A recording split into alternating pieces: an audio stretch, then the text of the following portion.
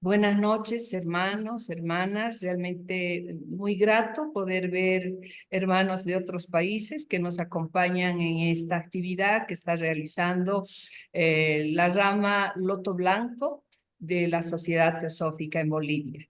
En esta oportunidad, el hermano que dará su charla es el hermano Hugo Valdivia, Hugo Pedro Valdivia, quien es miembro de la Sociedad Teosófica desde el año 2008.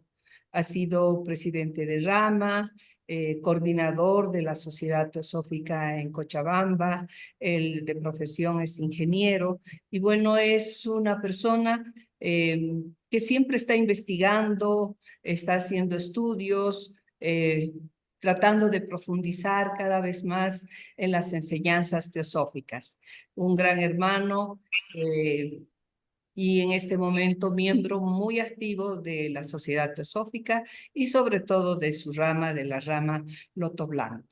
Entonces, para iniciar esta actividad, les voy a pedir, por favor, que nos aquietemos un poco y que hagamos una pequeña invocación.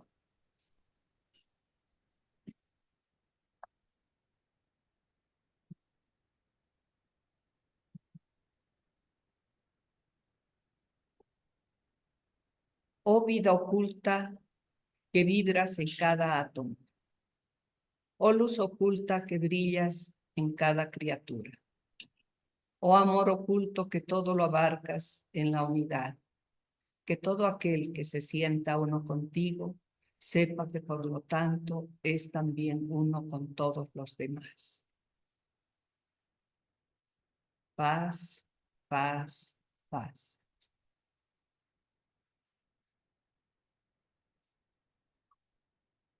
Gracias, Hugo, por haber preparado este tema tan interesante como es un estudio del budismo.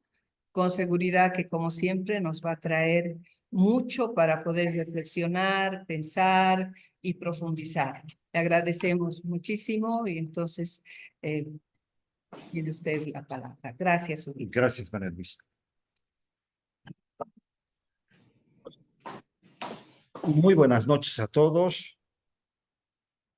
En esta oportunidad, la Sociedad Teosófica en Bolivia presenta este tema que lo hemos titulado Un estudio del budismo.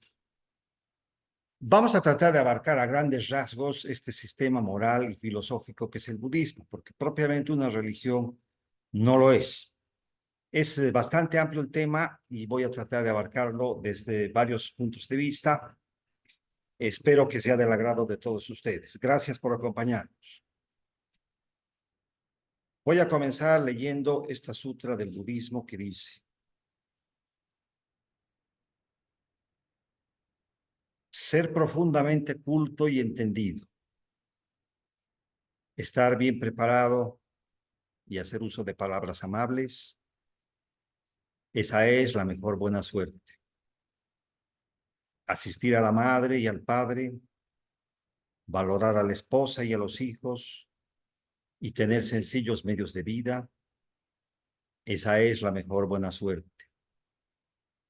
Ser generoso, justo, ayudar a los parientes de uno y siendo intachable en sus acciones, esa es la mejor buena suerte. Mantenerse alejado de la maldad y de bebidas embriagantes y estar siempre adherido a la virtud, esa es la mejor buena suerte. Respeto, humildad, contentamiento, gratitud y escuchar el buen Dhamma, esa es la mejor buena suerte. Esta es una sutra de uno de los libros budistas. Un discípulo pidió al señor Buda que resumiera toda su enseñanza en un versículo. Buda replicó: cesa de hacer el mal, aprende a hacer el bien, purifica tu propio corazón. Esta es la religión del Buda. Aquí está resumido por el propio Buda todo el budismo. Cesa de hacer el mal, aprende a hacer el bien, purifica tu propio corazón. Vamos a analizar algunas creencias budistas fundamentales como son el Dharma, las 4 nobles verdades, el noble óctuple sendero, el camino medio, el karma, que es la ley de causa y efecto, el renacimiento, el nirvana, la meditación, Dios y el vegetarianismo. Vamos a comenzar por el Dharma. En sánscrito, Dharma significa soporte, apoyo, lo que mantiene, la ley, la verdad, la auténtica naturaleza de la realidad, el camino. O sea, es una palabra que tiene muchos significados. De acuerdo a la frase en la que se la use, es que va a tener un significado específico. Es ley y es la auténtica naturaleza. Es también la misión. Además, se suele subrayar el hecho de que todas las enseñanzas son solo una manera de apuntar, guiar o señalar hacia el Dharma, pero del cual debe darse cuenta el mismo practicante. El Dharma solo puede ser experimentado o descubierto de manera directa a través de una disciplina de investigación y práctica personal. El budismo ve el uno como un todo completo donde cada cosa o criatura tiene su lugar y función, por lo cual debemos desarrollar más respeto por la vida. A través de una investigación disciplinada, una práctica personal, cada uno tiene que descubrir su Dharma. Hay algo a lo que todos hemos venido a este mundo, algo que solamente yo puedo hacer. He venido con esa misión. En el gran tapiz cósmico tengo un lugar asignado para mí que solamente yo puedo cubrirlo. Solamente yo puedo hacer lo que yo tengo que lo que yo he venido a hacer. Y eso es lo que ocurre con cada uno de nosotros. Ese es el Dharma. O sea, cada uno de nosotros tiene que descubrir por sí mismo, a través de la reflexión, del estudio, de la meditación, del discernimiento, cuál es su Dharma. Esta es una de las enseñanzas del hinduismo y del budismo. El Dharma del fuego, por ejemplo, es quemar. O sea, tiene que hacerlo, esa es su función. Igualmente, cada uno de nosotros tiene que descubrir qué es lo que ha venido a hacer. Esa es una de las visiones que tenemos en nuestra vida. Vamos a pasar a las 4 nobles verdades y el noble óctuple sendero. El budismo establece las 4 nobles verdades.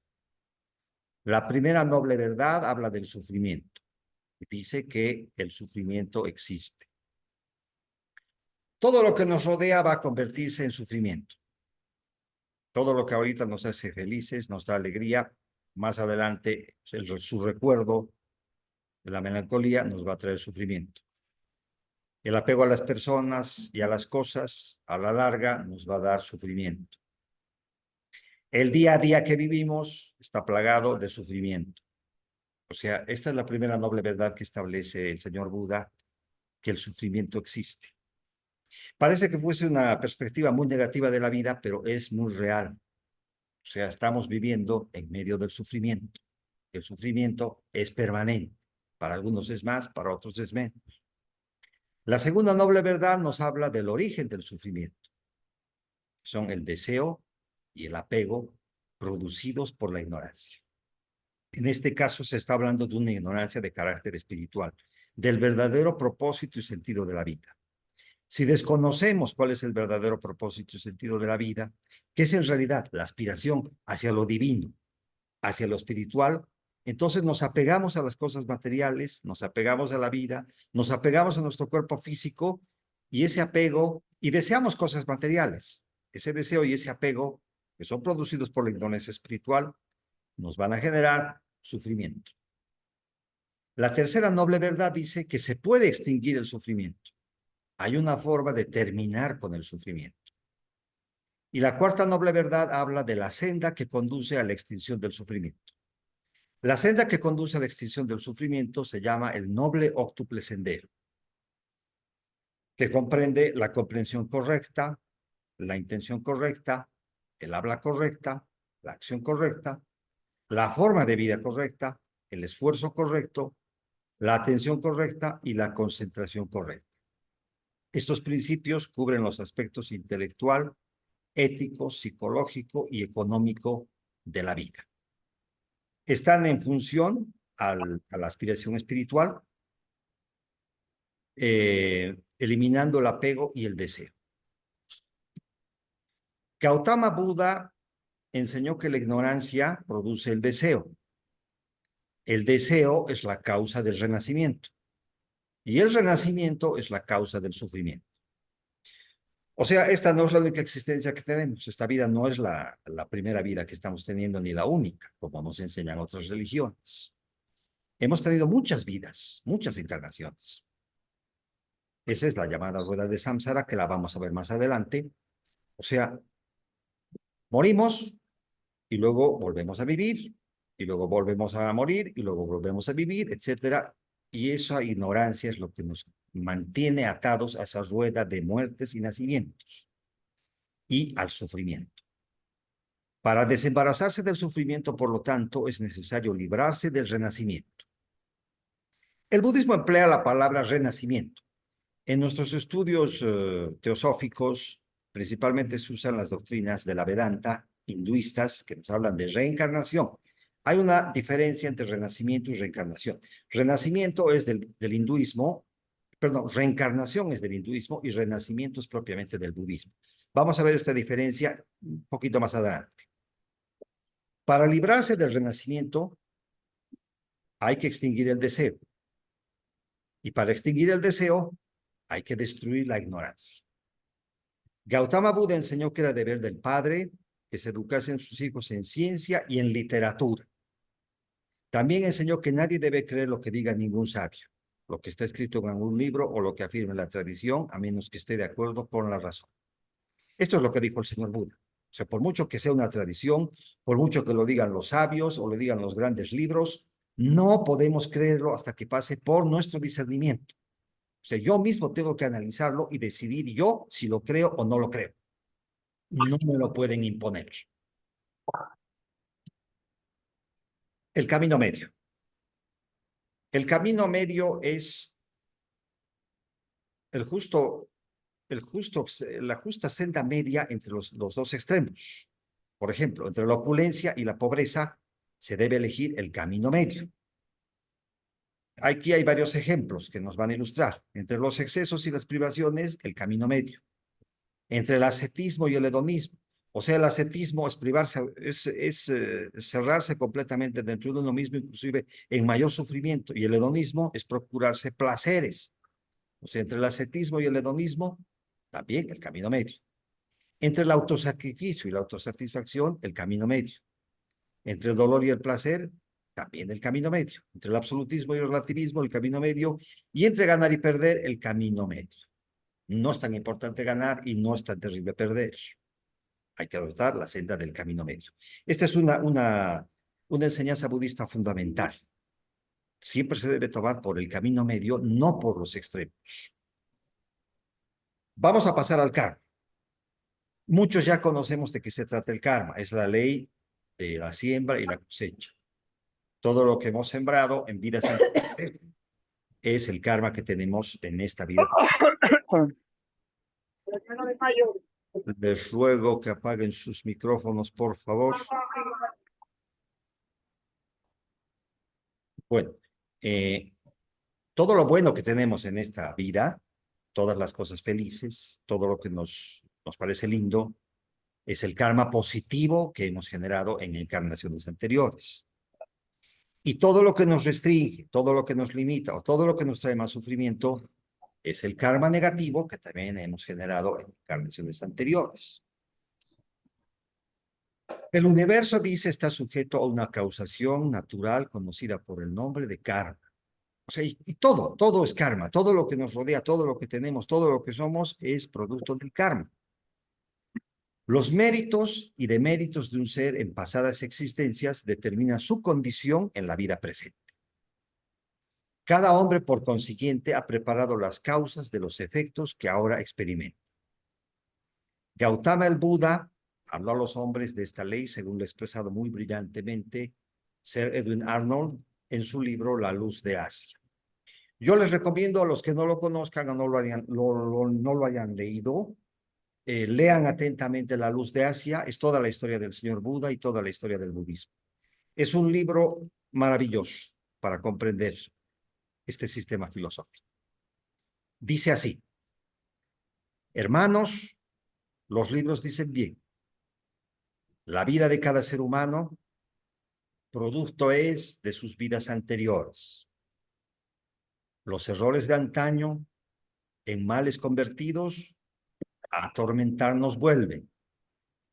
Y los bienes que hicimos son nuestro bien ahora. Lo que sembramos, eso cosecharemos. Ved los campos. Lo que hoy es sésamo, anteriormente fue sésamo. Y el maíz fue maíz. Y las tinieblas y el silencio por siempre lo supieron. El destino del hombre así se forja. Lo que en vidas pasadas sembró, sea maíz o sea sésamo, o sea sus buenas acciones o sus malas acciones, es lo que viene a recoger más tarde. Si sembró malas hierbas y plantas ponzoñosas, malas hierbas y plantas venenosas, él mismo morirá de su ponzoña. Si con acierto laboras, arrancando cizañas, y en su lugar buenas semillas siembras, limpio será tu campo bello y fértil, y espléndida cosecha de ofrecer. Esto se refiere a que cuando, a partir de que tenemos conocimiento de esto, comenzamos a hacer las cosas conscientemente, estamos generando un karma positivo, que ya va a repercutir en nuestra próxima encarnación. Pero la ley, la espada vuelve contra aquel que la usó. Y el juez injusto ata él mismo las manos del que pudiera defenderle. La lengua que mintió, de su mentira muere. Y el ladrón y asaltante, luego ha de ser robado y asaltado. Tal es la ley, que lo que es recto continuamente restablece, y que nadie puede violar impunemente. Del amor nace, y la paz es su objeto, y la más dulce consumación, obedecerla. Estas son palabras del señor Buda, y está describiéndonos perfectamente lo que es la ley del karma. Los obstáculos para la adquisición de buen karma pueden apartarse por la observancia de los siguientes preceptos que están comprendidos en el código moral del budismo. A saber, o sea, en el budismo no existen los mandamientos, los 10 mandamientos como en la religión cristiana, pero tienen estos preceptos, por ejemplo, que son generales. Los monjes budistas, los budistas de una jerarquía mayor, tienen 10 preceptos más, que son mucho más rígidos. Pero los generales son estos 5. Dice, 1, no matar. 2, no robar. 3, no abandonarse a placeres sexuales ilícitos. 4, no mentir. 5, no tomar drogas o licores embriagadores. Hay una clara observancia de los budistas contra el alcohol. O sea, es un pecado para ellos consumir bebidas alcohólicas. Bueno, y en realidad esto ya lo conocíamos, ¿no? Es un precepto moral universal. No matar, no robar, no mentir. Pero en general estos 5 son los que nos van a dar un buen karma, si es que lo seguimos. Vamos a pasar a hablar ahora del renacimiento. O sea, yo les decía, el término que se usa en el hinduismo y que lo tenemos usualmente en nuestros estudios teosóficos es la reencarnación. Sabemos que existe la constitución septenaria del hombre. Hay una tríada superior y un cuaternario inferior. El cuaternario inferior forma nuestra personalidad transitoria, o sea, la vida que vamos a tener en cada encarnación. O sea, muere. El cuaternario inferior, esa personalidad muere. En cada encarnación tenemos una nueva personalidad, producto del karma de anteriores vidas, ¿no?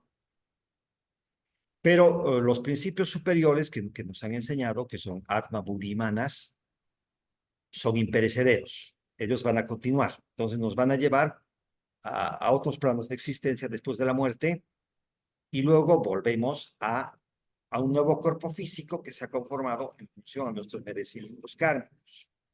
Eso es que reencarnamos, volvemos a la carne. El concepto del budismo es diferente porque no aceptan ninguna de estas cosas imperecederas ni perecederas, sino simplemente la acción del karma.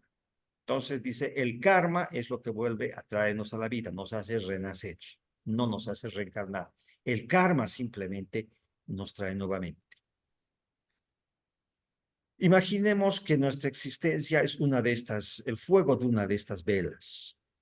O sea, se apaga una vela se termina, se consume una vela, entonces con ese fuego el karma va a prender otra vela, está renaciendo. Cuando se termine esa vela, vuelve a prenderse otra velita y así sucesivamente. O sea, estas serían los renacimientos. O sea, esa luz de la vela es la vida que estamos viviendo, la existencia que tenemos en cada vida. Las religiones tradicionales, como el cristianismo, por ejemplo, nos hablan de la vida eterna. O sea, no aceptan, la muerte es algo transitorio, pero algún día vamos a tener la vida eterna. ¿Qué es lo que está buscando el budismo? ¿Hacia dónde va el budismo? El budismo está yendo a apagar la vela. No está prometiendo una vida eterna, como otras religiones. Lo que el budismo pretende es apagar la vela. O sea, estas velitas que se van prendiendo una en cada encarnación es la rueda de samsara. Volvemos a vivir, morimos, volvemos a la existencia. O sea, morimos, renacemos, morimos, renacemos, morimos, renacemos, morimos, renacemos. Tiene que haber un momento que se termine, porque esto es la causa del sufrimiento.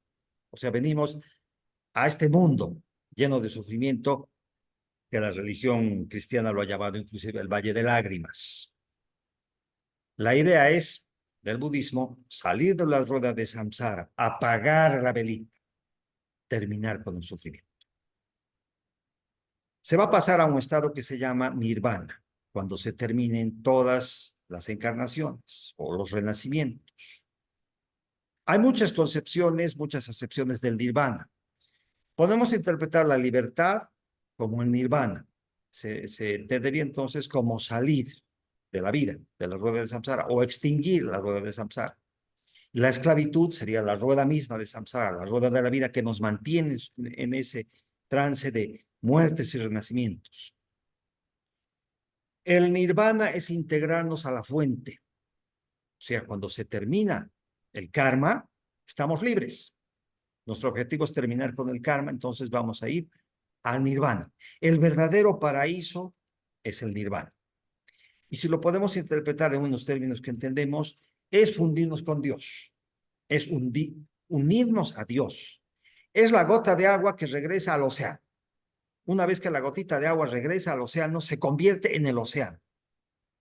Eso es entrar al nirvana, o sea, integrarnos con Dios. El nirvana no reconoce jerarquía, sino diligencia y está abierto a cualquiera que quiera seguir. La forma tradicional de que lleguemos al nirvana es que en masa, toda la humanidad, vamos a terminar nuestro karma y en masa vamos a entrar todos al nirvana. Pero hay algunos, los adeptos o algunas personas que quieran hacerlo, que pueden acelerar ese proceso y se desprenden de la masa humana y aceleran su proceso evolutivo y llegan más antes al nirvana. El Buda establece que ni el ascetismo, que es la autonegación, ni el hedonismo, que es la autoindulgencia, son correctos por estar demasiado atados al ego. Y el ego nos va a llevar al apego, ¿no? Es mejor la moderación, o sea, el sendero del medio que veíamos en su momento. El nirvana es el logro de una existencia trascendente. El nirvana es la felicidad más grande. ¿Podemos tener un nirvana en nuestra vida normal, en nuestra vida actual? Dice que sí. Depende de nuestro estado de conciencia. Aquí está la rueda de samsara.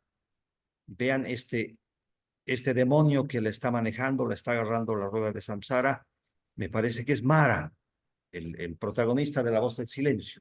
El demonio Mara, que no es otro que Kama. Kama es nuestra alma animal.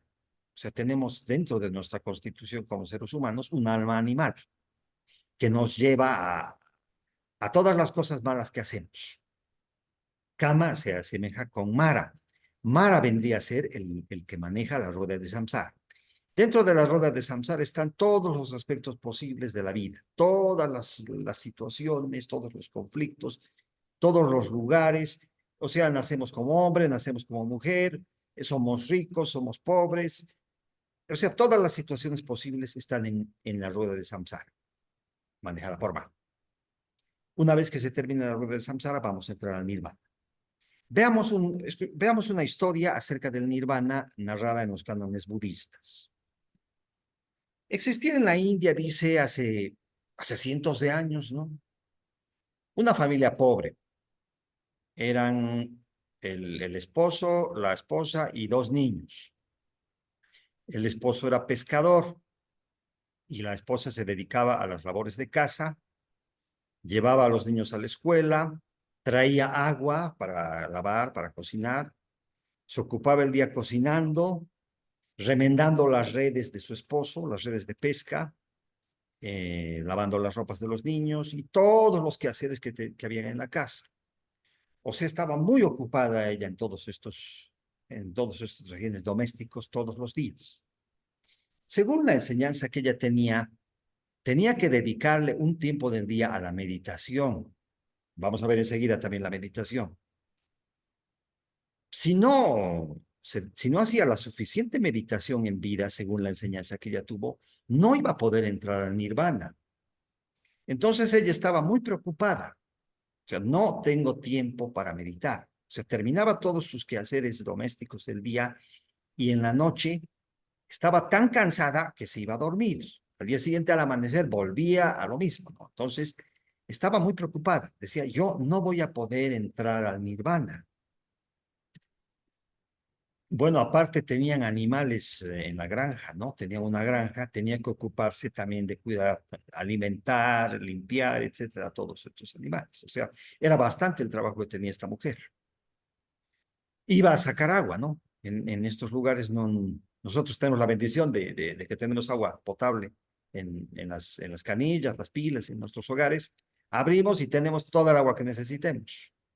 En otros tiempos no eran así las cosas. Había que ir a recoger unos cuantos baldes de agua, ¿no? Y costaba bastante trabajo conseguir esta agua. Era algo muy valioso el agua. Este era otro de sus afanes diarios. Y el esposo durante el día estaba ocupado en la pesca. O sea, mientras más pescaran, vendían más pescado y podían permitirse un poco más de nivel de vida, ¿no? Si pescaba menos, pues no. Y así transcurrían los días en todos estos afanes. Y esta mujer estaba muy, muy preocupada. Yo no voy a poder entrar al nirvana porque no puedo meditar. Y pasaron los días, las semanas, los meses, y el trajín de cada día era el mismo. Pero un día ocurrió algo, un gran bullicio y toda la gente gritaba y corría. Entonces la mujer salió, vio que la calle estaba vacía, preguntó, ¿qué está pasando? Entonces alguien que pasaba por ahí le dijo, el señor Buda ha llegado, está en la plaza, estamos yendo todos a verlo y a escuchar lo que tenga que decir. Entonces ella dijo, yo también voy a ir a ver al señor Buda. Inmediatamente pasó por su cabeza la idea, ¿no? Voy a contarle mi problema. Él me va a decir la solución. ¿Qué tengo que hacer para entrar al nirvana ya que no puedo meditar? Se arregló y salió corriendo. En la plaza era una multitud de gente que ella logró abrirse paso hasta llegar frente al señor Buda. Se colocó frente al señor Buda y le dijo, maestro, yo tengo un gran problema. No voy a poder entrar al nirvana. No puedo meditar. Y Buda le dijo, ¿por qué, hija mía? Y ella le explicó todo el corre-corre que tenía todos los días. ¿Qué voy a hacer, maestro? No voy a entrar al nirvana. Entonces Buda le dijo, pero hija, tú lo único que haces es dar y dar. Das amor. Tú deberías enseñarme a mí. No te preocupes. Tú ya estás en el nirvana. No te has dado cuenta todavía. Y la mujer desde ese día enfocó desde otro punto de vista su vivir diario, lo tomó con más alegría, podía hacer algún rato la meditación, pero disfrutaba con lo que estaba haciendo y con lo que estaba viviendo, y sí, ya estaba en el nirvana. Y claro, tras su muerte, cuando salga de samsara, se iba a ir directamente al nirvana. A propósito de la meditación, veamos algo de la meditación, es un tema bastante extenso. La meditación es un esfuerzo consciente de modificar el modo de funcionar de la mente. En Pali, la lengua Pali es de la India, es un dialecto en el que primeramente se hicieron los libros budistas. En Pali se llama Bhavanahaver, que significa crecer o desarrollar. Habrían dos métodos, que son el método de la atención concentrada en la respiración, que se llama Anapanasati, y la meditación del amor benevolente, Metavana.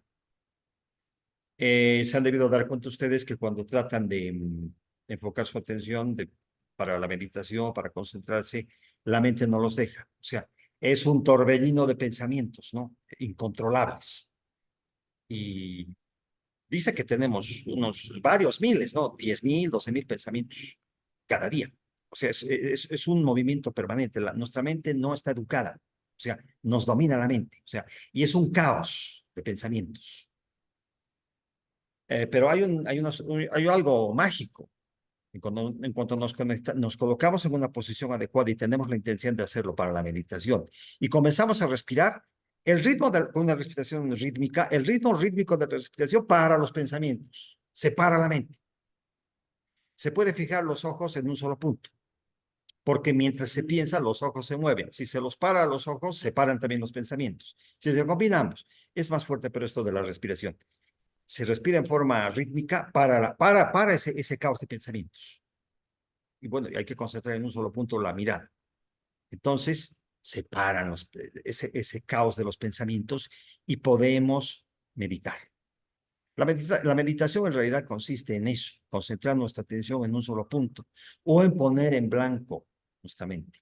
O sea, hay muchas concepciones, muchas definiciones. La meditación del amor benevolente es concentrarnos, igualmente hay que hacer la respiración para parar el caos de pensamientos, concentrarnos en una figura divina. El maestro Kutumi, por ejemplo, dijo la meditación de Purusha en el corazón, que era concentrarse en el propio maestro Kutumi, en el corazón de uno mismo. Esto va a ser por un instante, una fracción de segundo tal vez, pero si se lo logra, ya se ha meditado. Lo ideal es hacerlo una costumbre, ¿no? Hacerlo cada día. La recta meditación, dice, conduce a la iluminación espiritual o al desarrollo de esa facultad, de semejanza al Buda que está latente en cada hombre. Aquí hay unos versos para distraer la mente. No puedo ver el primer verso.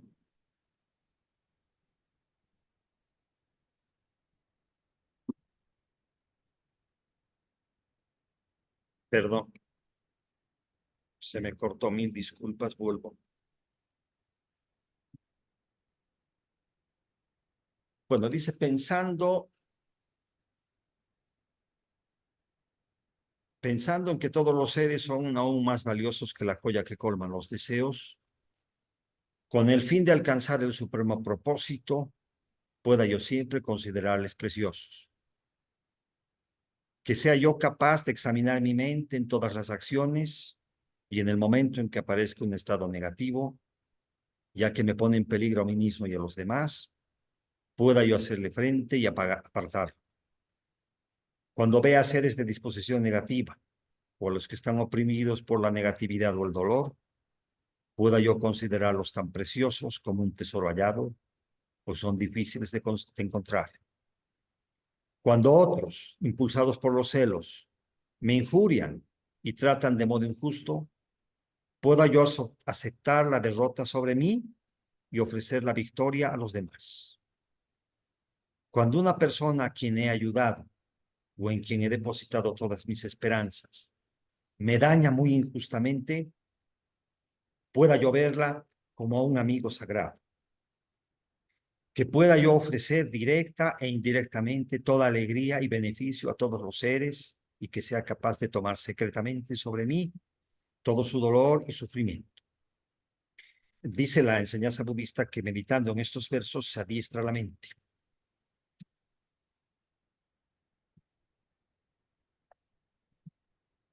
A propósito, dice la señora Blavatsky en el Collected Writings, volumen 12. Para la instrucción en ocultismo práctico es necesario haber adquirido el poder de concentración de la mente y de la voluntad. Este poder debe ser cultivado y formado desde los grados más bajos, y es en este sentido que se establece la regla de la meditación diaria. No hay otra manera de alcanzar el poder de concentración. Y sin ese poder, desarrollado en gran medida, no se puede avanzar en el ocultismo práctico. Sin este principio, ni siquiera es posible. Esto nos lo dice la señora Blavatsky. O sea, vean la importancia de la meditación diaria.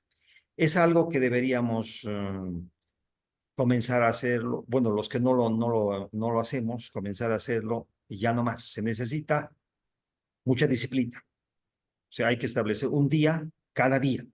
O sea, una hora cada día y hacerlo cada día. Vamos a avanzar, o sea, poco a poco se avanza, ¿no? Pero es necesario comenzar y perseverar. Estos grandes maestros budistas se pasan la vida aprendiendo a meditar, ¿no?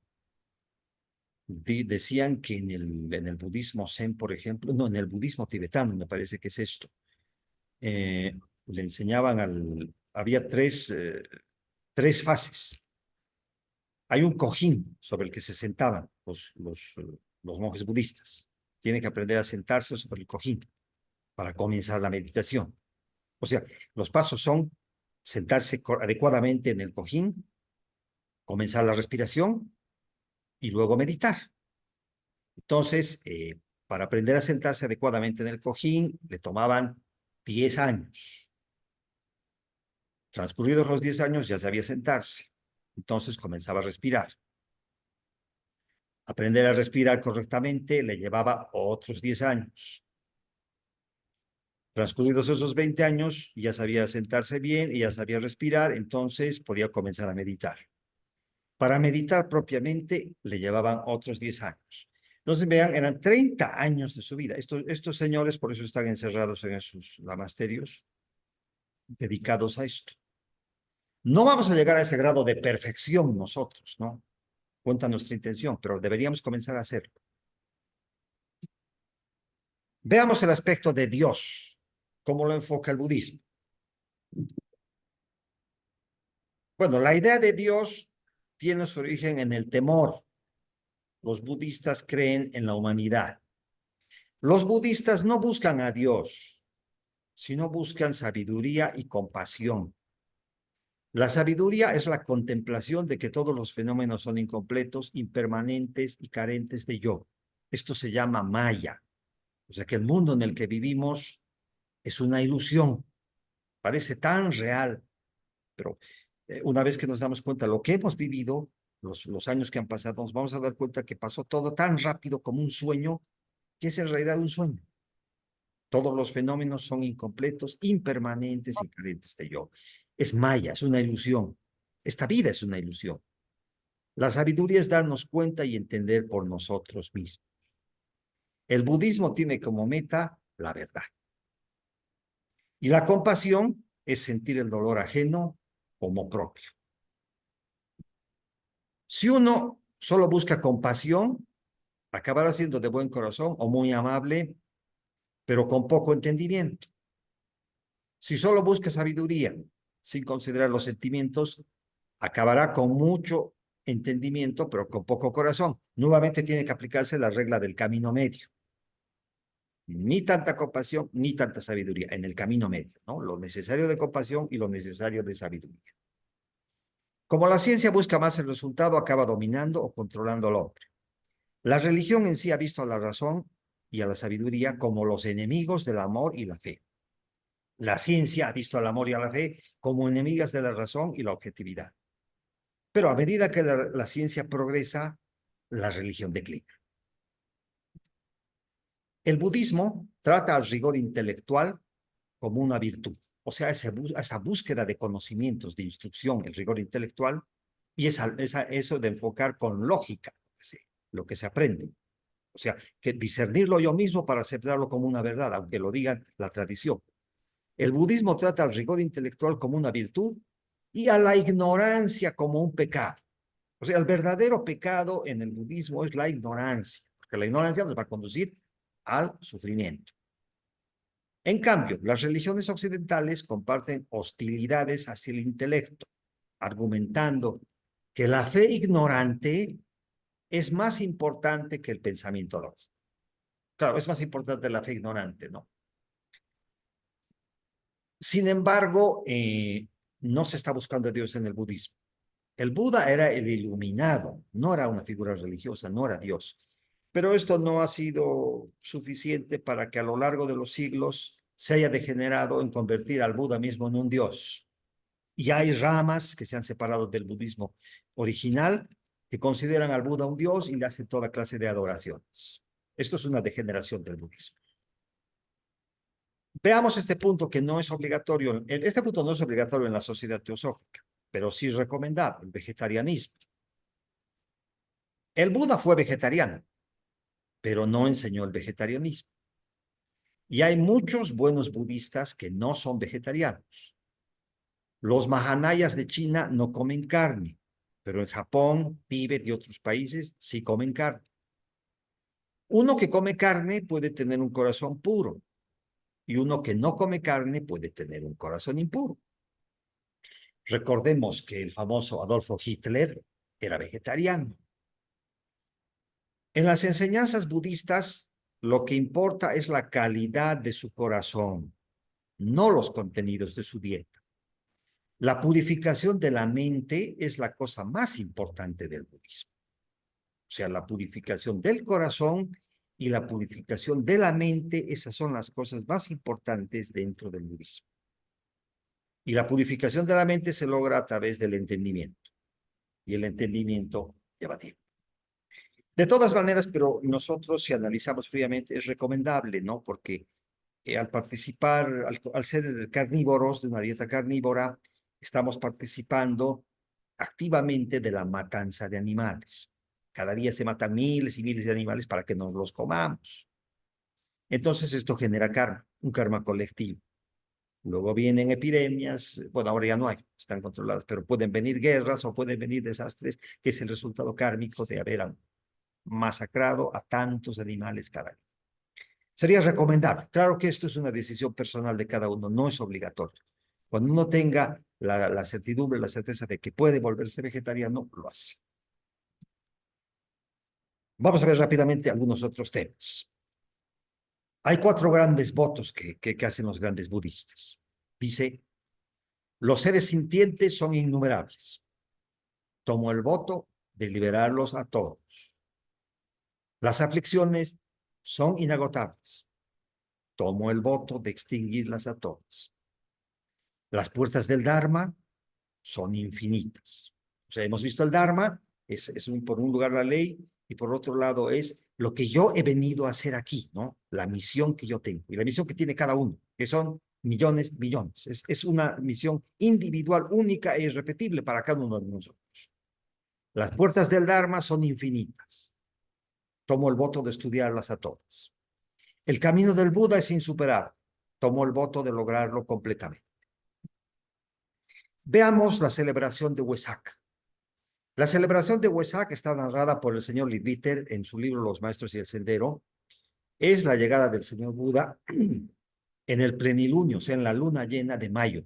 En cada mayo, o sea, estamos ya un mes, en el próximo mes de mayo de este año, cuando toque la luna llena, ahí se hace la celebración del Wesak.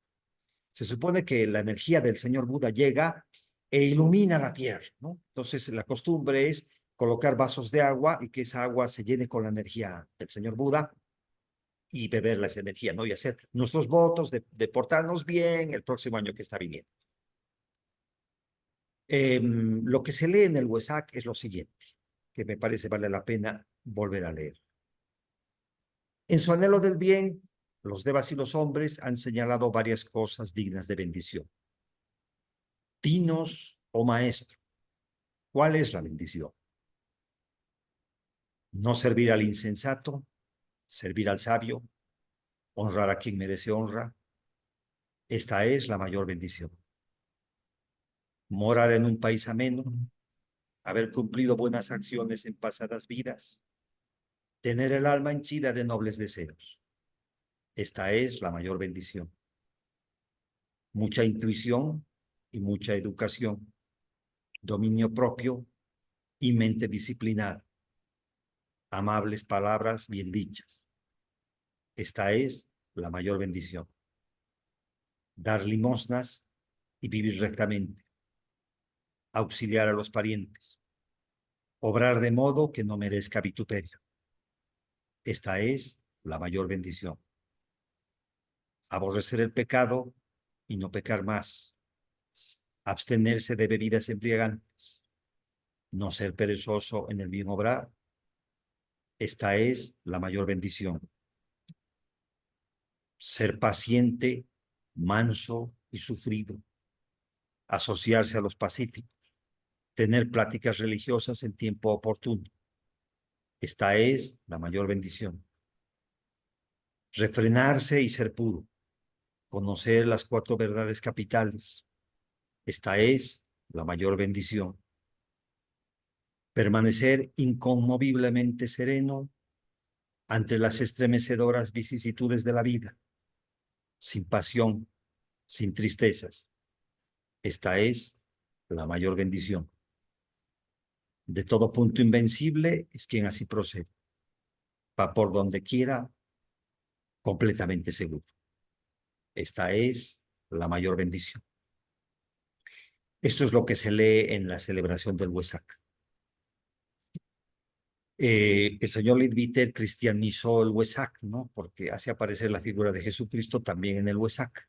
Claro que en un segundo término, ¿no? O sea, el que brilla y resplandece en los cielos es el señor Buda. Y entre los fieles, los asistentes, estaría el Bodhisattva Maitreya, me parece, no me acuerdo el nombre ahorita, que lo ha asimilado a Jesucristo. Bueno, lo ha cristianizado el Huesac, pero bueno, es de cuestión personal. Existen muchas divisiones del budismo que vamos a ver enseguida. Uno de los budismos más fuertes es el del Tíbet. Los maestros tibetanos fueron los que inspiraron a la señora Blavatsky y las cartas Mahatmas, ¿no? Que le dictaron al señor Sint. Actualmente el budismo tibetano no está en el Tíbet, porque los chinos invadieron China y los tuvieron que huir, el Dalai Lama y los lamas. Y hay otro budismo bastante fuerte que es el budismo Zen, que es el que ha llegado a Estados Unidos procedente de Japón. Como aspectos generales, ya para terminar, vamos a ver, el fundador del budismo es Gautama Buda, originalmente llamado Siddhartha Gautama y conocido después también como Sakyamuni o Tathagata, en el siglo V a.C. Las ramas son la Theravada, que se llama Escuela de los Ancianos, Mahayana, el Gran Vehículo, Vajrayana o Tántrico, y otros son el budismo Zen, que les decía del Japón, el de la Tierra Pura y Yogacara. El número de seguidores estimado es de 500 millones. Su lengua litúrgica es el sánscrito, el palí, tibetano, chino, japonés, coreano. El país de origen es la India. Ha nacido en la India el budismo. El país con mayor cantidad de seguidores es China. Su símbolo es la rueda del Dharma. También es el loto, el símbolo del despertar. El florecimiento del loto representa el momento del nirvana. El budismo es una religión no teísta, o sea, sin Dios, perteneciente a la familia dármica, y según la filosofía hinduista védica, de tipo nástica. Nástica quiere decir que no hace adoración a imágenes. O sea, rechazo de los ídolos, incluso todo dios antropomórfico. O sea, nosotros los católicos, por ejemplo, no somos nástica porque hacemos adoración a la imagen de la Virgen María, de los santos, etc. Este es el símbolo del budismo, la rueda del Dharma. El libro sagrado es el Tipitaka, que significa 3 canastas. Las 3 canastas son, o sea, la traducción inglesa del Tipitaka son 40 volúmenes, es extenso. Una de las canastas es Sutta Pitaka, que comprende las Jatakas y el famoso Dhammapada. El Dhammapada lo conocemos todos, de 423 versos, llamados versos de la verdad. Otra canasta, otro grupo es el Vinaya Pitaka y el Abhidhamma Pitaka.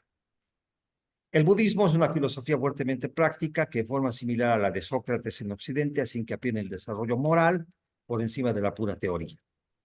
Su fundador, Siddhartha Gautama, nació como un príncipe. Yo les recomiendo que lean La Luz de Asia. Ahí está completamente, con todos los detalles, la vida del señor Buda, Siddhartha Gautama. Nació como un príncipe y su padre lo tenía encerrado. Hubo muchos prodigios antes de su nacimiento. Y su padre lo tenía encerrado en el palacio para que no viera que fuera de la felicidad que había dentro del palacio, fuera del palacio había pobreza y habían problemas. Pero un día se escapó disfrazado y fue al pueblo. Entonces vio 4 cosas que lo impactaron. En primer lugar, vio a un anciano, luego a un enfermo, vio un cadáver y finalmente a una asceta. O sea, al ver al anciano, comprendió que iba a envejecer. Al ver al enfermo, comprendió que no todo era alegría. Había personas que pasaban por sufrimientos especiales, no particulares, como una enfermedad. Vio el cadáver, comprendió que algún rato iba a morir, que todos iban a morir. Y vio a la asceta. El asceta estaba en un estado de paz, en un estado contemplativo. Entonces dijo, yo quisiera ser como el asceta, llegar a ese estado de contemplación y de paz. Renunció al palacio, renunció a sus privilegios y es un poquito larga la historia, pero logró la iluminación.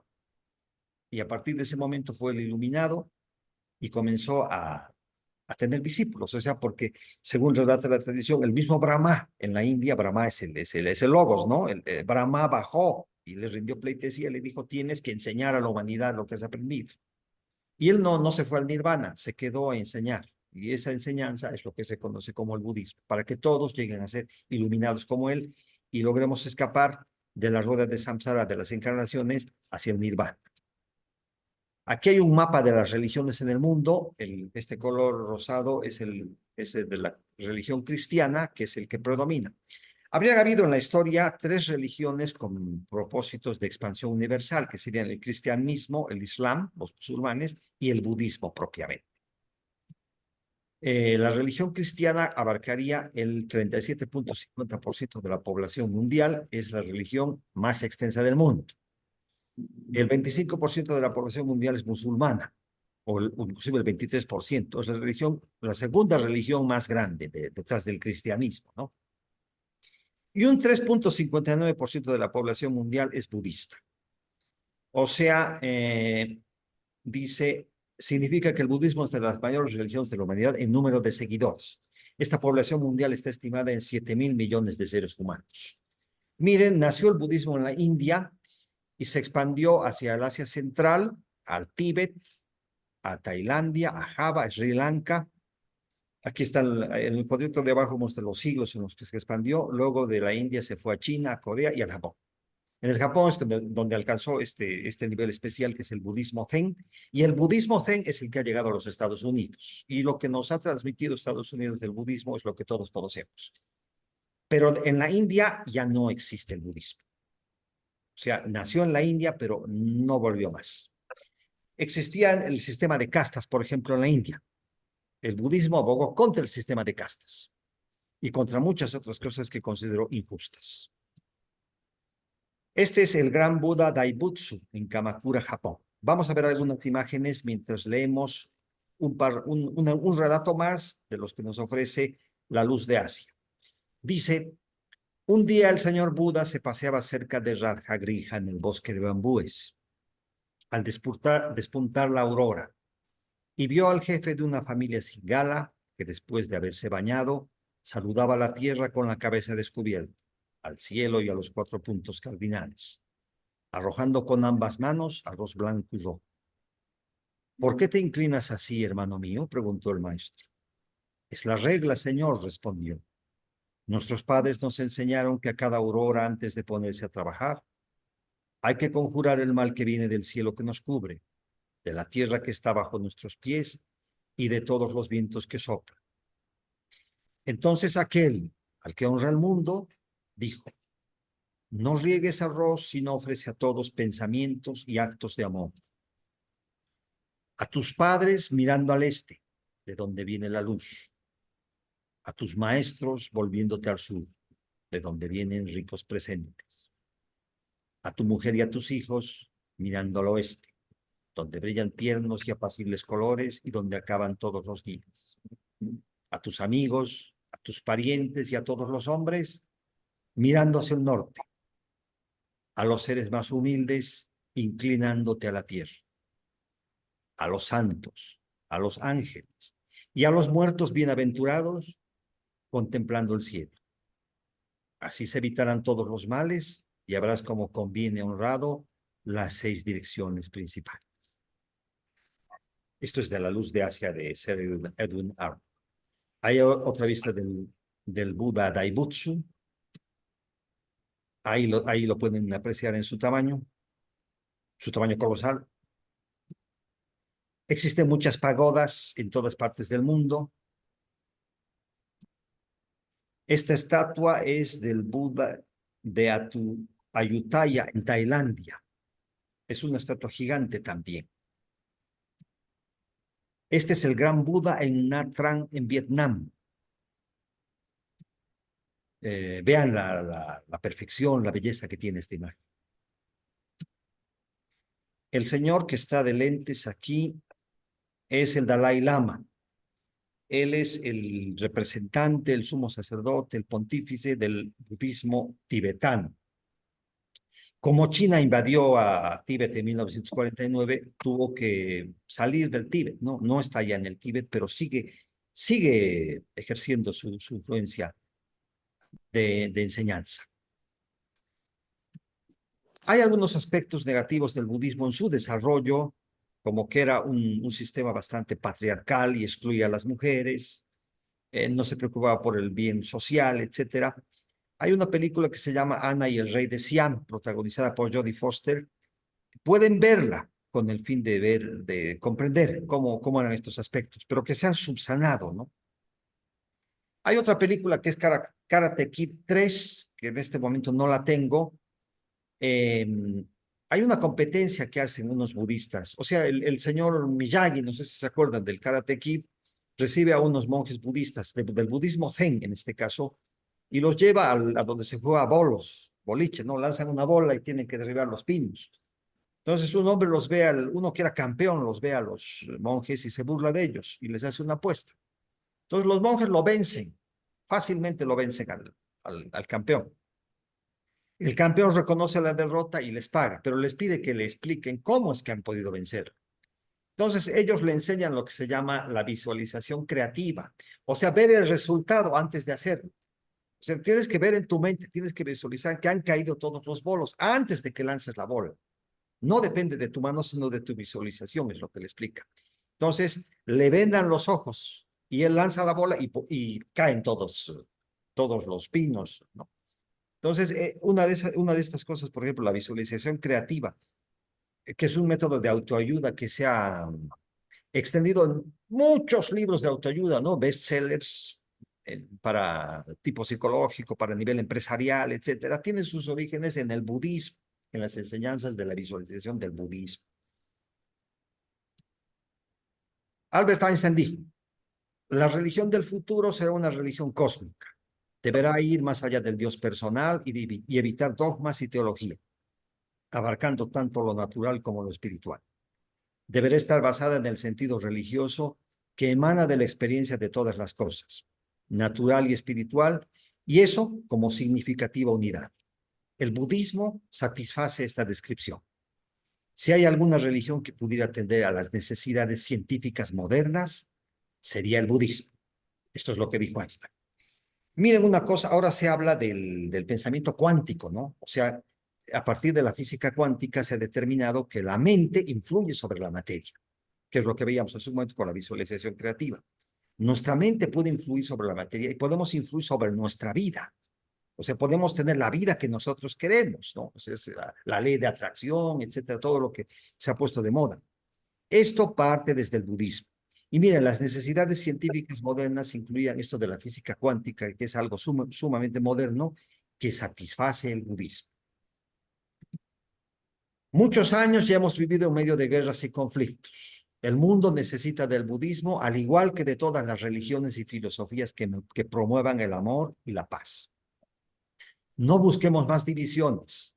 Tal como la variedad de colores enriquece nuestra vista, las diferentes culturas, religiones y filosofías deben de enriquecer nuestros corazones.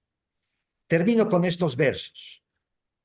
No descuidemos nuestra felicidad y la de los demás. La felicidad es aquí y ahora. Debemos aprender a buscar la verdadera felicidad y no los defectos de otros. Para poder cultivar la paz en nuestro entorno, debemos empezar por nosotros mismos. Aprende a cultivar la verdadera felicidad dentro de ti. Esta es la enseñanza del Buda. Muchas gracias, queridas hermanas, queridos hermanos. Quienes deseen hacer comentarios, aportes, preguntas, por favor. Tienen que hablar. Huguito, Sí, adelante, por favor. muy linda tu charla, hermosa.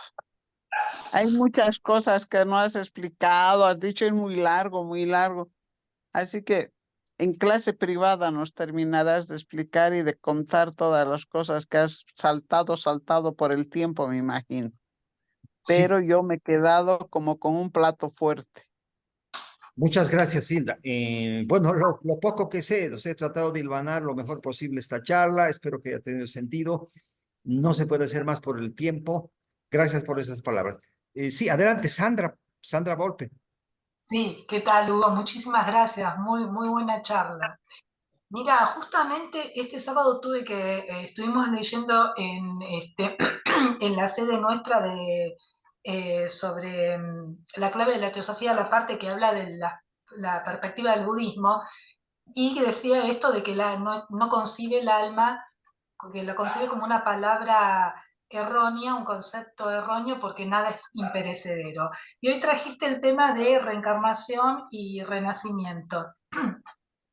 Pero nuevamente, para el budismo que habla de renacimiento, que no hay un atma buddhimana que permanece, ¿qué es lo que vuelve por karma? Algo tiene que perdurar entre una vida y otra. El budismo considera nuestro cuerpo como un aglomerado, dice, de causas y efectos perecedero. No busca ninguna cosa divina. Entonces, simplemente lo que renace es el karma. Para los budistas, simple y llanamente es el karma. Solamente el karma es el que busca el camino, encuentra el momento y renace. O sea, no reencarna. En el caso del hinduismo, que es lo que manejamos en la enseñanza teosófica normal, tenemos el conjunto alma buddhimana, es el cuerpo causal, etcétera, que viene a ser como una almita, ¿no? Una almita que va de encarnación en encarnación. Esa almita no existiría para el budismo. Para el budismo solamente existe el karma. Esto es del budismo tibetano y del budismo zen. Tal vez otras ramas porque se ha bifurcado y hay muchas diferencias entre rama y rama de los budistas. Tal vez otras sí acepten la constitución septenaria, pero esta en su esencia primitiva, su esencia prístina, digamos, del budismo, no había tal, era simplemente el renacimiento del karma. Espero haber contestado la pregunta. Sí, muchísimas gracias. Salomón, por favor. Perdón, sale. Gracias, Hugo, por todo y gracias por la invitación. Oye, Hugo, hay una parte de que no entendí muy bien con respecto al karma, que lo que nosotros hagamos en esta encarnación lo veremos, los efectos serán en la siguiente vida. Entonces quiere decir que todo lo que yo haga no se da en esta encarnación, los efectos no van a algún tipo de cosas que yo haga negativas o positivas, no se van a dar el fruto o el efecto en esta misma encarnación. Probablemente sí, pero hasta donde yo sé, la teoría, la enseñanza teosófica dice que existe un karma acumulado, ¿no? O sea, Sí, una porción de ese karma acumulado es el que viene a esta encarnación. Antes de que reencarnemos, estamos con los señores Lipika, ¿no? En plano astral. Los señores Lipika nos están asesorando. Yo me imagino que para muchos sería tratar de poner en esta encarnación más karma, el mayor karma posible, porque en ese momento están viendo bien claras las cosas, los efectos, las causas, etcétera.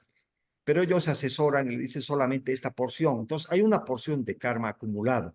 Es eso lo que estamos viviendo en esta encarnación. Y hay otro karma que estamos generando cada día, con cada acto, con cada pensamiento, con cada acción, estamos generando un nuevo karma. Pero ese nuevo karma tal vez de alguna forma influya en esta presente encarnación, en esta vida, pero en realidad se está yendo para acumular para la siguiente encarnación. De ahí que seamos cuidadosos, ¿no? Eso es lo que recomienda, no solo el budismo, sino la teosofía y las religiones de su modo. Seamos muy cuidadosos, hagamos siempre el bien, hagamos las cosas de buena fe, ¿no? Nuestra conciencia nos dice lo que está bien y lo que está mal. Entonces, me parece que va a ir más hacia nuestra próxima o nuestras próximas encarnaciones, el buen o el mal karma que estemos generando en esta vida. Sí, muchas gracias, Hugo. Oye, Hugo, un favorzote, si se puede, ¿puedes Sí. enviar el PDF de la luz de Asia, si es que lo tienes? ¿Cómo no? ¿Cómo no? Con muchísimo gusto. Sí, sí. Ok, muchas gracias, saludos para todos. Gracias, Salomón. Dios. Georgina de México también, ¿no? ¿Cómo estás, Georgina? Bien, bien. Oye, muy interesante esta conferencia que tuviste a bien elaborar, desarrollar para el día de hoy. Muy interesante. Sí, son muchos puntos. Realmente como para... Esto sería como que hacer un ciclo, ¿no? Un ciclo sobre esto. Hacer un curso más bien, ¿no? Porque está muy interesante y yo realmente no sé nada de budismo, bueno, mucho menos de meditar, ¿verdad? Pero hoy me dejaste con un buen sabor. La verdad es que desconocía varias cosas y pues te agradezco, ya aprendí algo el día de hoy. Muchas gracias, Georgina. Gracias. Carlos, ¿qué tal? Carlos de Perú. Hola, Pedro, ¿cómo estás? Un gusto saludarte, un gusto saludarlos a todos. Yo tengo dos consultas, si me permites, una de carácter de curioso y otro que siempre me ha dado vuelta a la cabeza y me gustaría tu opinión. La primera, eh, más entre el budismo Theravada y el budismo Mahayana, en mi mente siempre ha estado que el Theravada es como el doctrinal y en el Mahayana es casi como, no como doctrina, sino como método.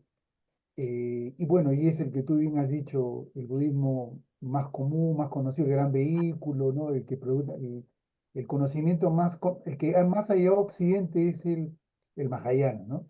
Pero el Theravada, alguna vez alguien me dijo que era las verdaderas enseñanzas de Buda. En cambio, el otro es más, o sea, no es doctrina, es un método. No sé qué te parece ¿cuál es tu opinión sobre ese primer punto?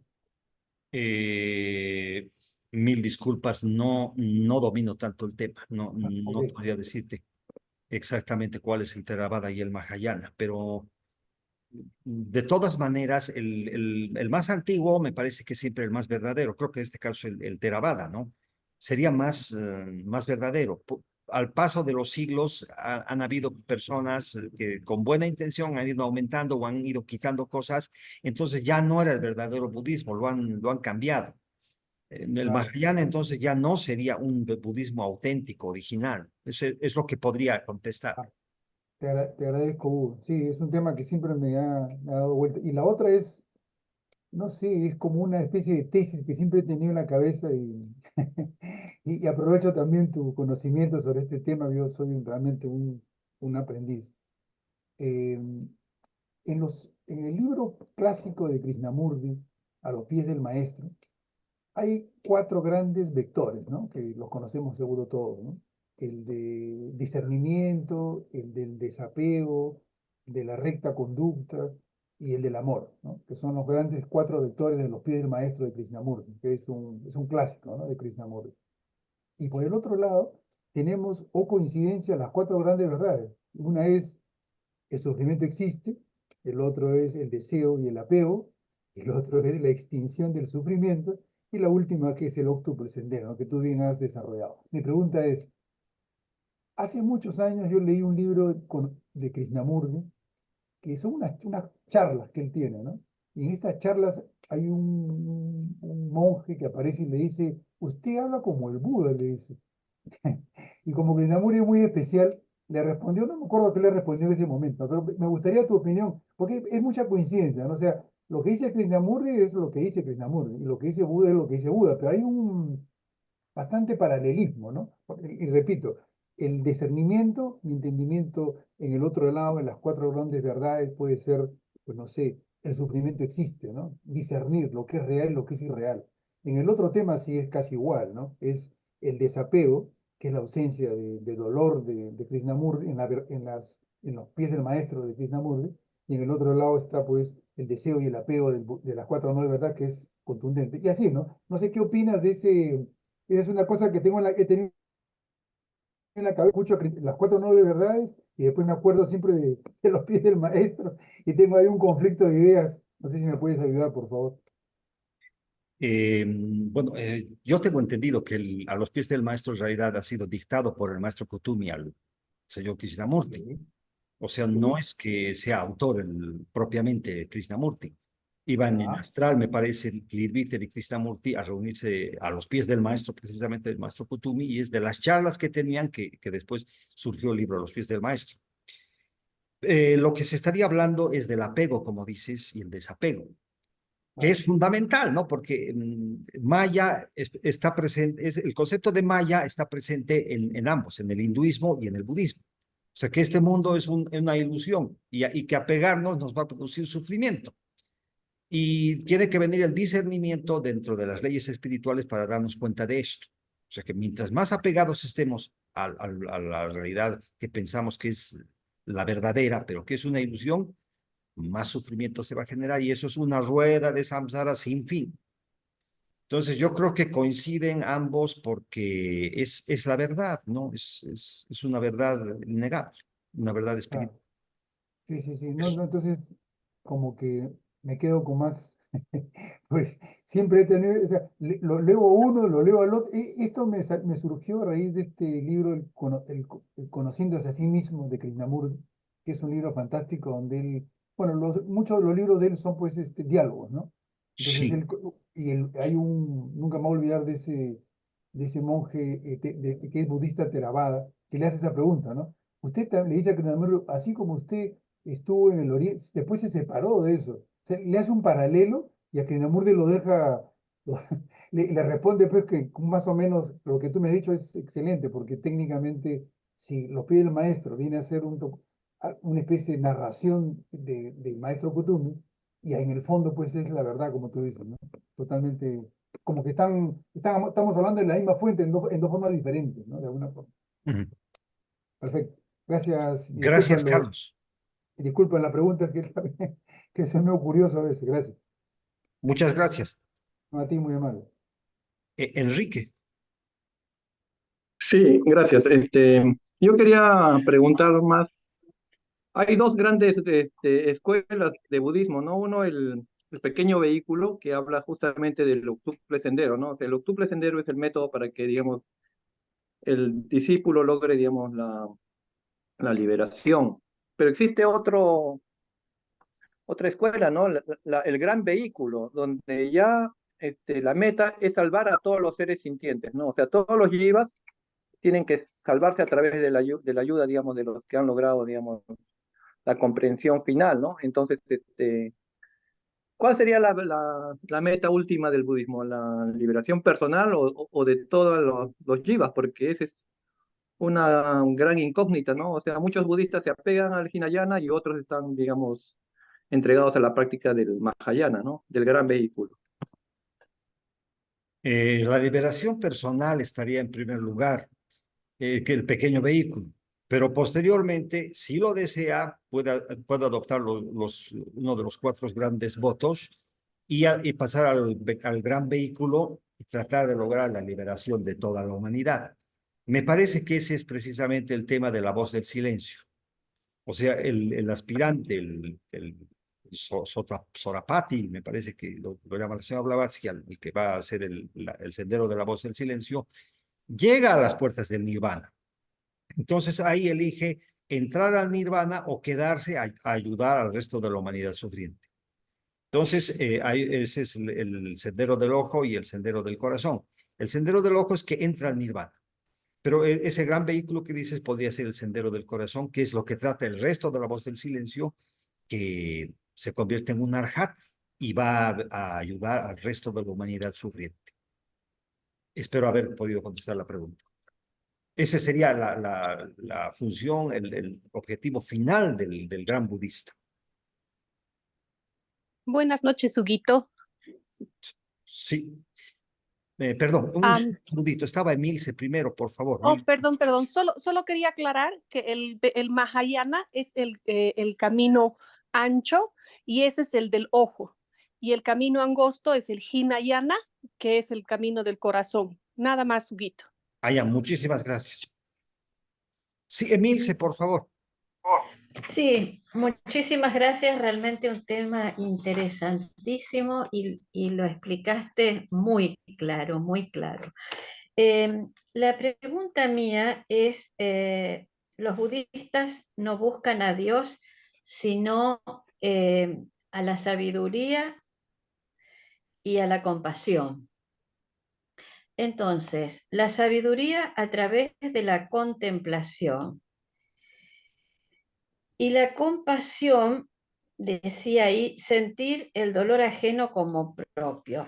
Ahora, yo me pregunto, en esa sabiduría, en llegar a cuando uno está contemplando, es llegar a la sabiduría a través del amor, porque nosotros a la verdad podemos llegar a través del amor, en la contemplación. Y en, y en, y en el conjunto de no la sabiduría como el acúmulo de conocimiento, sino como acercarse a lo que es, a la verdad, a la verdad.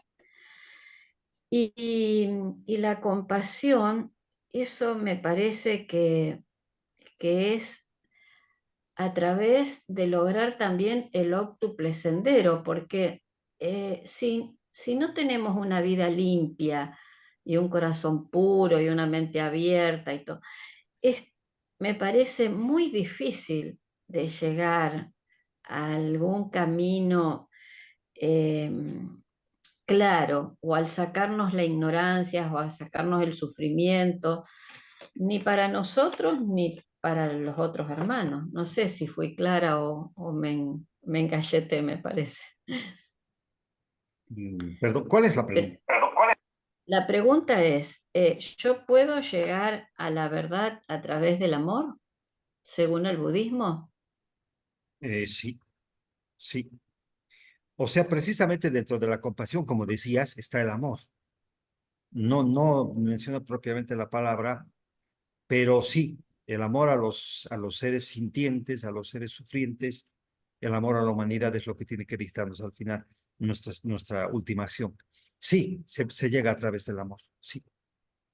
Eso, gracias. Pero a través de la sabiduría, por eso yo decía, a través de la sabiduría es buscar la verdad, lo correcto, también podemos llegar La a... sabiduría, la sabiduría al final es una sabiduría espiritual, ¿no? Va a consistir en darnos cuenta de lo irreal de este mundo, de que es una malla, que no, y el apego y en el desapego es donde radica el conocimiento de la sabiduría. Cuando comenzamos a desapegarnos, ya podemos pensar en desprendernos de este mundo para no volver a renacer.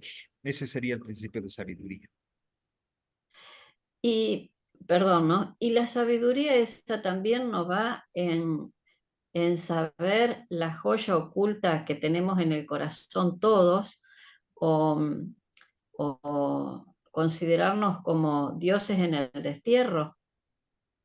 Eso también no sería parte de la sabiduría, de no hacer la separatividad. Claro, sí, descubrir esa joya dentro de nuestro corazón también es parte de la sabiduría, sí. Pero claro, el Bueno, budismo no admite la existencia de seres divinos como dioses. Dentro del sistema hinduista existe cualquier cantidad de dioses, ¿no? Tenemos a Brahma, Vishnu, Shiva, y había ceremonias de adoración a los dioses del panteón hindú en la India. El budismo se apartó completamente de eso, no acepta ninguna figura divina de ninguna clase. O sea, nació dentro de una sociedad que era la India, llena de dioses, los rechazó a todos.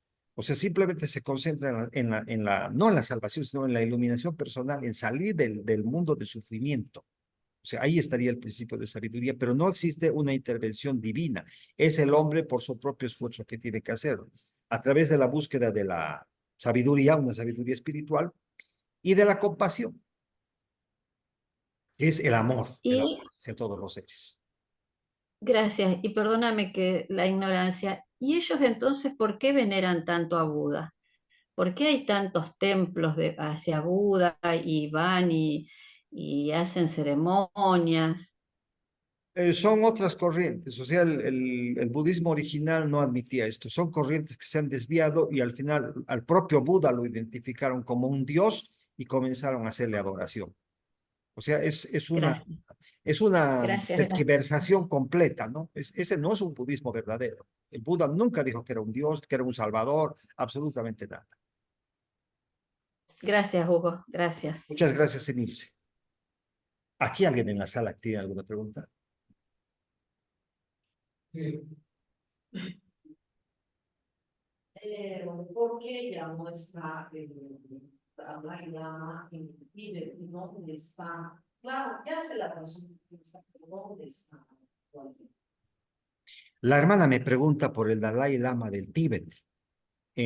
Lo que ocurre es que la República de China invadió el Tíbet militarmente en 1949. Entonces, se consideraba que era una religión, ¿no? Y dentro del sistema político que había en China, entonces no estaba permitida la religión y el Dalai Lama tuvo que huir. Y en realidad ha sido uno de los grandes misterios, ¿no? Cómo ha logrado huir del Tíbet. Se supone que no ha pasado las fronteras, que estaban completamente vigiladas las fronteras, sino por un sistema de túneles súper secreto que existía bajo el palacio del Lhasa. Por un sistema de túneles secreto ha escapado, parece que bajo el fondo del mar, inclusive porque ha aparecido en Europa o ha aparecido en Estados Unidos, no sé. Y desde entonces el Dalai Lama me parece que anda o en Europa o en Estados Unidos, no sé exactamente, pero se fue. O sea, un logro ha sido la huida del Dalai Lama. Si es que lo hubiesen capturado, lo hubieran matado, ¿no? O sea, bueno, son cosas producto del apego y el desapego y la ignorancia, ¿no? El hinduismo también nos enseña la teosofía. Avidya se llama la ignorancia. O sea, y el gran pecado es la ignorancia, ¿no? Avidya, que estemos en la oscuridad. Y en la India no hay budismo precisamente porque no tiene mucha idolatría y demás, no se capta la libertad del budismo, por eso pienso que ya no hay en la India. La hermana me pregunta si es que, ¿por qué en la India ya no hay budismo? No, es que en la India tenían un sistema de castas, por ejemplo, de tiempos inmemoriales, ¿no? O sea, era una injusticia social permanente la que existía. Los de las castas superiores estaban muy por encima y con todos los privilegios sobre los de las castas inferiores. Y no podía uno de una casta inferior tratar de ascender de alguna forma a una casta superior. No, venían dados por el nacimiento. Entonces era una verdadera injusticia social y el budismo se opuso a esto y a la idolatría que tenían también. Entonces, poco a poco el budismo se fue extendiendo por el resto de Asia y al final salió de la India, porque los hinduistas tampoco querían renunciar a sus creencias milenarias. Eso fue lo que ocurrió. Gracias. Daniela, por favor. Buenas noches. Gracias, Huguito, por la charla. Y quería hacer un comentario. En una de las primeras cartas que la señora Blavatsky se presenta en el tomo 12 del Collective Writing, que ella había escrito un artículo en uno de los periódicos, ella queda un poco molesta con un periodista que la llama budista.